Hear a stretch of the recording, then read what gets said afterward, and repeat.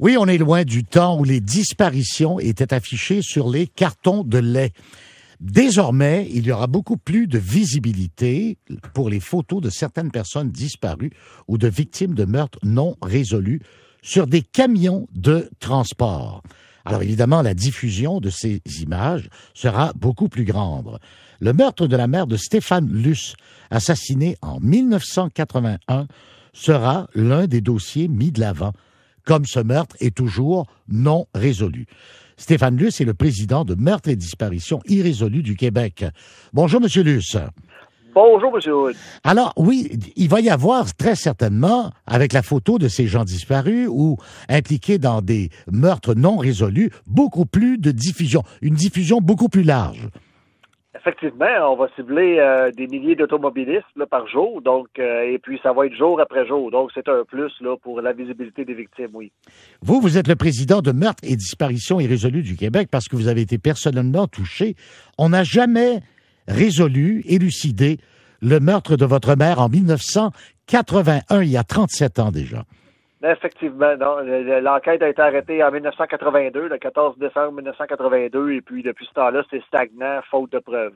Dans quelles circonstances est-ce que c'était survenu? En fait, ma mère était couchée et puis il y a quelqu'un qui devait l'attendre à la maison.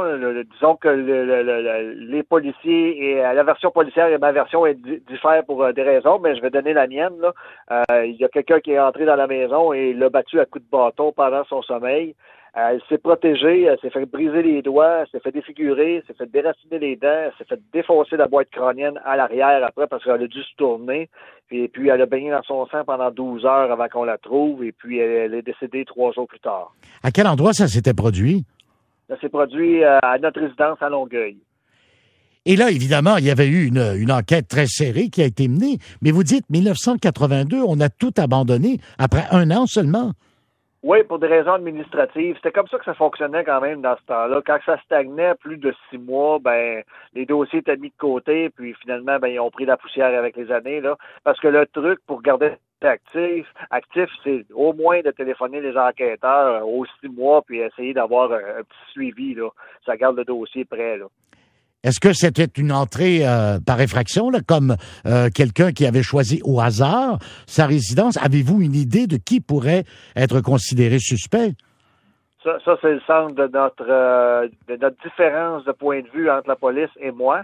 La police dit qu'il n'y a pas eu effraction et moi, ben, je dis qu'il y a eu effraction parce que j'ai vu mes fenêtres de chambre brisées après le crime. Il avait été percé à l'aide d'une perceuse et puis les vitres étaient brisées.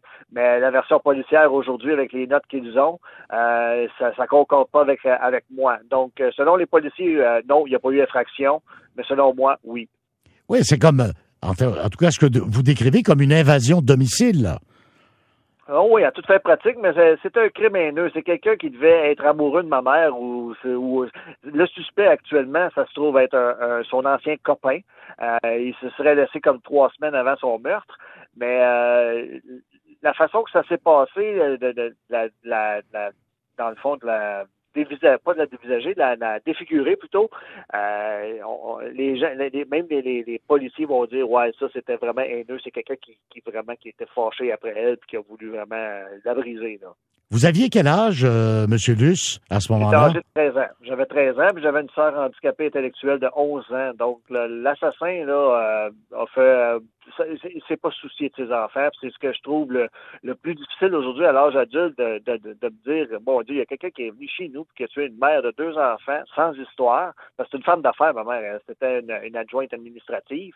Donc, c'était pas quelqu'un qui... C'est une workaholic. Elle travaillait et puis elle retournait chez eux, puis... Elle s'occupait de ses enfants. Je me souviens qu'elle s'occupait très bien de moi et surtout de ma sœur, qu'elle avait grandement besoin à l'époque. C'est vraiment terrible. Vous avez été orphelin à 13 ans et votre sœur, comme vous l'avez dit, handicapée. Mais le pire, c'est que 37 ans plus tard, vous n'avez pas fait votre deuil véritablement.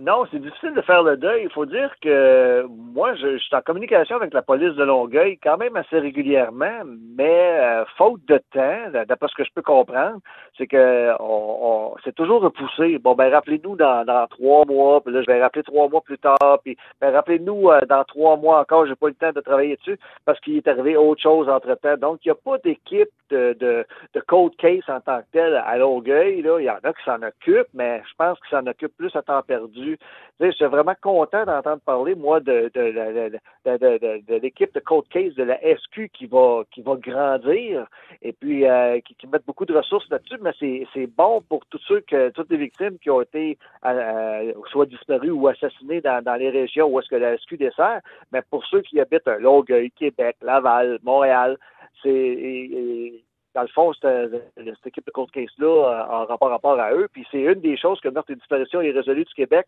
va militer éventuellement, c'est que ça serait bien que les enquêtes soient systématiquement transférées à la SQ, que ça stagne après 2 ans, 3 ans, 4 ans. Moi, j'ai en tête plus 5 ans.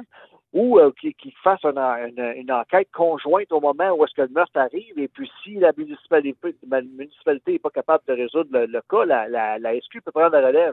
Parce que là, ce qui se passe, c'est que les informations que Longueuil a, la SQ les a pas nécessairement, donc ça prendrait une cellule qui est au courant de tous les meurtres, qui pourrait peut-être éventuellement faire des liens entre ces meurtres-là. Parce que si on regarde ça, on a 750 meurtres non résolus à la SQ, on a 430 meurtres non résolus à Montréal, on en a 42 à Longueuil, on en a, je ne sais pas combien à Laval. On est rendu quoi avec 1000 meurtriers dans la région, dans le Québec? C'est incroyable. Ils sont parmi nous, puis ils n'ont jamais payé pour leurs crimes. Donc, il faut absolument que les gens parlent. Si vous voyez une victime, une affiche sur un camion, puis que vous dites, mon Dieu, c'est pas réglé ce cas-là, mais ça semblait que moi, j'en avais entendu parler de telle chose. C'est peut-être insignifiant pour vous, mais appelez les autorités. Puis si vous êtes gêné de le faire, appelez Meurtres et disparitions irrésolues du Québec. On va vous aider à le faire. Ça va commencer quand, Stéphane Luce? Ça a débuté ce matin. On a eu une installation avec un camion de transport Clément Lavoie de Quaticook. L'installation a eu lieu à 9 h ce matin à Sherbrooke. On a eu une installation vendredi passé chez Martin Roy de Transport à Rouyn-Noranda. Ils vont faire 2 autres installations d'affiches demain.